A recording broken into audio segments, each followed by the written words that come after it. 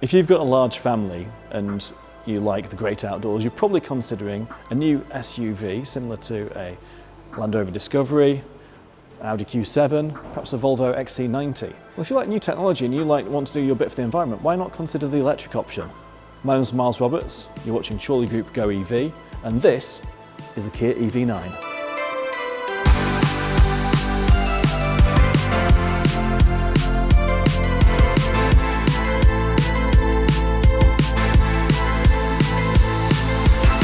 First thing, just look at the car. It's quite an imposing beast. We've got quite a bluff front end with this sort of smoothed off front bumper here down to this blanked off grille. Although this grille has got active shutters and it can open and close to allow more cooling through in hot weather if needs be. We've got this flat Kia logo in sort of brushed stainless steel look on the front. Z-shape LED daytime running lights which are down both sides, framing the face and making it look quite imposing indeed. We've got this stacked 12 LED headlamps on both sides, as well as looking quite futuristic, actually give a great view of the road ahead. We've got some cooling ducts down here, we've got front parking sensors and there's a front parking camera on here as well. Quite a liberal use of gloss black around the cladding and this lower sort of titanium finish down here. This gloss black blends then into the wheel arches and we get these sort of chunky off-roader sort of looks. Very similar to the Land Rover Defender actually. And then that goes round and into the arches down the side as well. One thing I've noticed is that these are 21-inch alloy wheels, which really do pack a visual punch. I actually quite like the design of them. We've got this sort of geometric sort of horseshoe shape with 4 horseshoes on there. These are 21-inch alloys with some aero inserts to help give them a bit more cutting through the air ability. On this particular pre-production model, it's got cameras for the rear view mirrors. That's not actually part of the UK specification at this time. That may change in the future, but at the moment these are not part of the final specification that we'll see in the UK. The door handles which self-present when you walk up to them, they are part of the specification. And again, it's got chunky off-roader looks. We've got this sort of, these quite strong angles coming into the rear arches here and this sort of flat line across here. Really gives it that sort of chunky off-roader stance. And on the GT Line S models we get these roof rails as well, which make it more practical for putting roof boxes or carrying kayaks and bikes and that sort of thing if you have that sort of outdoor pursuit. Moving around the car, we've got these sort of quite strong angles coming in here with the rear lights flowing down the boot line here and then jutting out, sort of like a trident appearance here. We've got this sort of fork here to bring it across the rear boot. And these stacked LEDs again running down here. We've got this quite heavy roof spoiler flowing across the boot here for aerodynamic purposes. Importantly, perhaps to mention here is that the towing capacity. So if you go for the entry-level Air model, which is rear-wheel drive, it has a 900 kilo towing capacity. But if you go for the all-wheel drive model, which is GT Line or GT Line S, then it actually has a 2,500 kilo towing capacity. So for all those people that have got caravans and things, that's a fairly hefty caravan that you can tow. The boot itself, it's electronic tailgate under here, powered, and if we open that up, we can see that in this particular model, this is the 6-seat GT Line S. The third row has got two seats in it, which can be folded down just by pulling this. And it gives you quite a cavernous boot. And under here, we have actually got a rear parcel shelf that you can fit across, and then that gives you obviously a massive big boot. And there's actually a bit more storage under there as well. If you want to make it even further, there is actually a button on the side here. You can actually release those rear seats remotely. So if you've got a really long load, if you've gone to IKEA, and you've got to try and fit a PAX wardrobe or something, if you press this button and they fold all the way down, you've got a massive load level all the way through, and it is completely flat. Well, we can also see in the boot here, we've also got, under this flap here, there's a 3-pin plug socket. So it's got vehicle to load on this car, same way as the EV6 and other Kia models we've seen. There is also access to a 12-volt cigarette lighter type plug at that side as well. So overall, I think, practicality-wise, this car really comes out on top. On this rear corner here, we've got the charging socket, so electrically opening like it is on the Kia EV6. And here we've got Type 2 and also CCS charging. Type 2, now bearing in mind this is a 99.8 kilowatt hour battery, so if you're charging at home on a 7 kilowatt plug, it's going to take about sort of 12-13 hours to fully charge from flat to full. However, if you're using CCS, this has got the same 800 volt technology that you saw in the Kia EV6. So you can add 150 miles of range in 15 minutes. You can charge from 10 to 80% in about 24 minutes on a 350 kilowatt charger. So if you've got those longer journeys to do, then this car can really get recharged very, very quickly indeed. Under the bonnet, we have actually got access to quite a decent sized frunk actually. We've got storage for your charging cable. So there's actually access to a bit of storage under here. So for things you don't use every day, like for example, if you just charge at home and you're not using the cable all the time, there's no point putting it in the boot, you might as well put it here.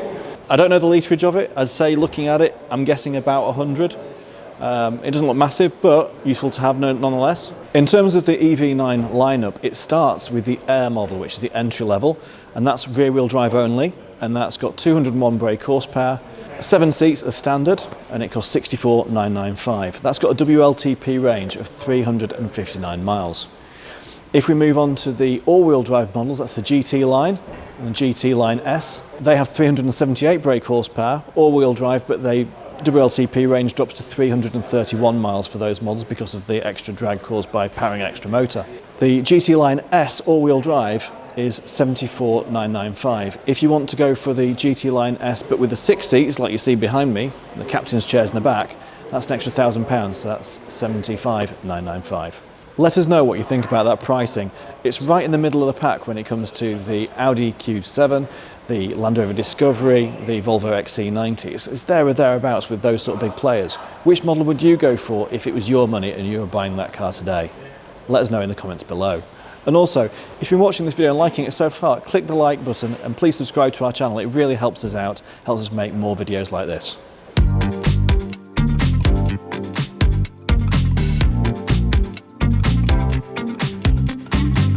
So on the inside of the EV9, the first thing that strikes me here is just the amount of technology that we've got on show. We've got a triple display up here. So we've got a 12.3-inch driver's display, then you've got a 5.3-inch smaller display which has things like climate control, shows you your fan direction, speed and things, and that's touchscreen. And then you've got a touchscreen to the left of that as well, which is also 12.3-inch, which shows your navigation and your radio stations and your infotainment settings and things. There's some haptic buttons underneath, home, map, search, media, setup, etc. We've got some volume buttons. There's a physical sort of scroller thing here, which is like a wheel that you can turn.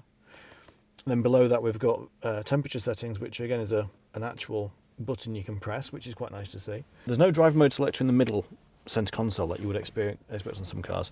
So instead we've got a power button here, which is, you press that to turn the car on or off, and it plays a little tune. And then we twist the end of this, and that puts it in either drive or reverse, or if you press the end of it, that puts it into park. Got a couple of flappy paddles for adjusting the strength of the regenerative braking. These controls up here look very similar to other Kia models. So we've got your cruise control settings and things, for example, on this side. And on this side you've got things to do with telephone controls and volume and so on.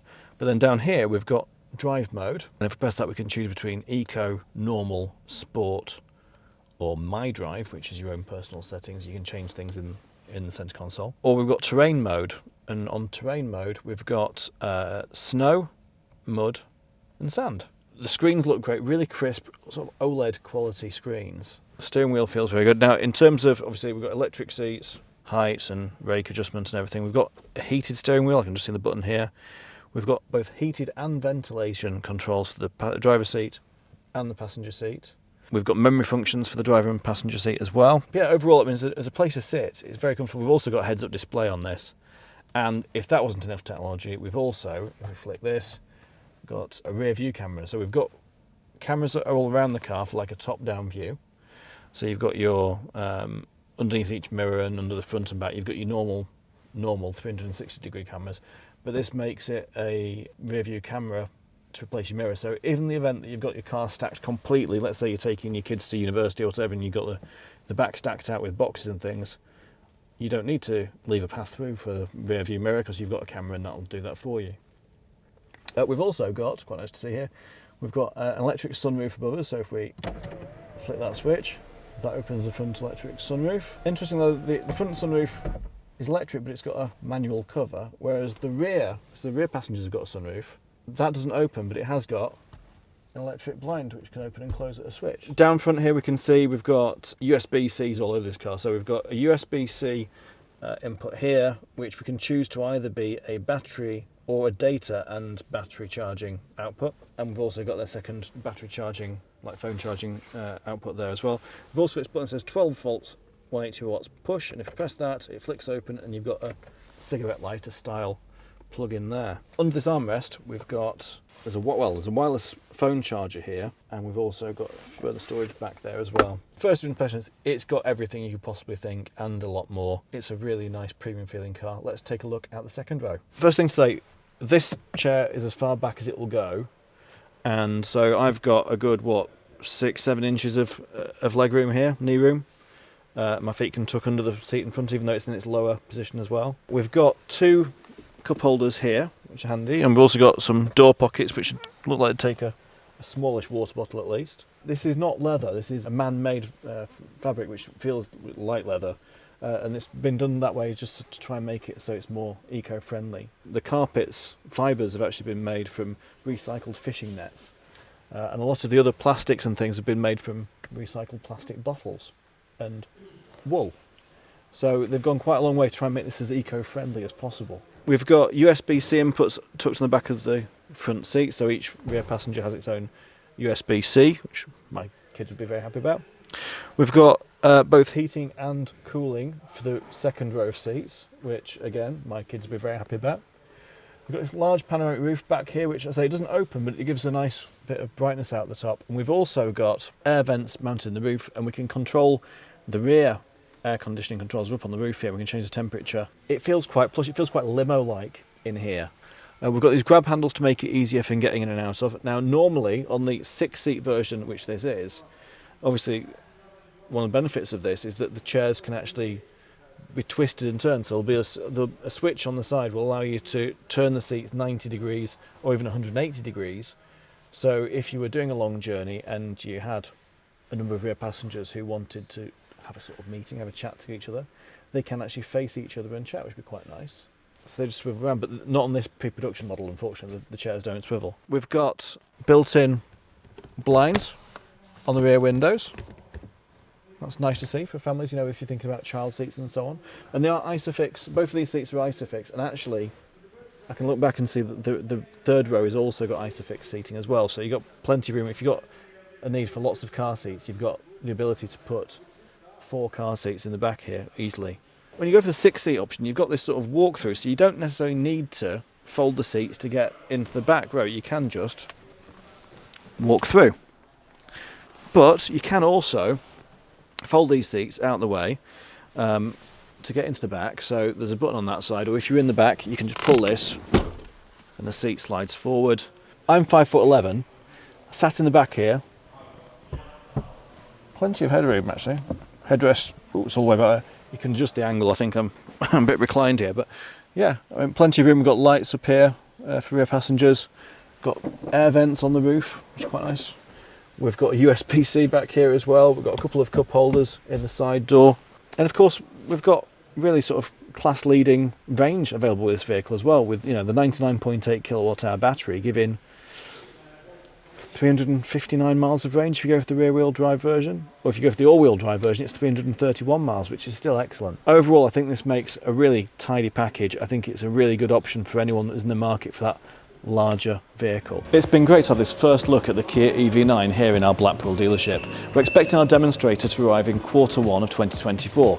As soon as we've got that car, we'll get it on the test drive. We'll see how it works in the real world. We're also expecting first customer deliveries to start at the end of Q1 2024, with GT line and Air models coming later in the year. Hopefully you've liked this video. If you have, please click the like button down below. And if you'd like more information about the Kia EV9 as soon as we get our demonstrator in, click up here to subscribe to our channel and you'll get to see the review as soon as it goes live. Click up here to get information about the Kia EV9 on our website. Click down here to see the review we did of the Kia EV6 and click down here to see the review we did of the Kia Niro EV.